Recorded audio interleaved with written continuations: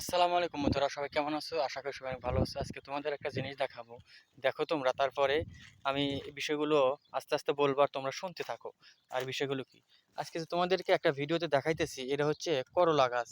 আমাদের বাংলাদেশে যে করলাগুলো চাষ করে সেই করলা গাছ। আর এই করলা গাছগুলো মাটিতেই হয়। দেখো কত জঙ্গলের মতো এই গাছগুলো লাগাইছে, আর গাছগুলো কত সুন্দর হয়েছে। আর দেখতেও সুন্দর লাগতেছে, আর এই গাছে ফল আইছে।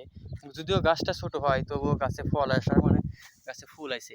দেখতেইছে তো গাছে ফুল আছে। আর এখানে পুরা জঙ্গলের মধ্যে চাষ করছে। তাহলে সৌদি আরবে দেখো যথেষ্ট পরিমাণ পানির অভাব, তবুও এই বালির ভিতরে যা লাগায় ইনশাল্লাহ আল্লাহ রহমতে তাই হয়। আর গাছগুলো মরে না। এখানে ওরকম সার বিষ লাগে না, যদিও লাগে খুব কম।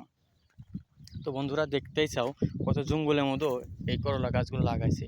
যদি তোমাদের কাছে ভিডিওটা ভালো লেগে থাকে অবশ্যই লাইক কমেন্ট শেয়ার করো। আর পরবর্তীতে ভিডিও দেখার জন্য আমার পেজটা ফলো দিয়ে দিও।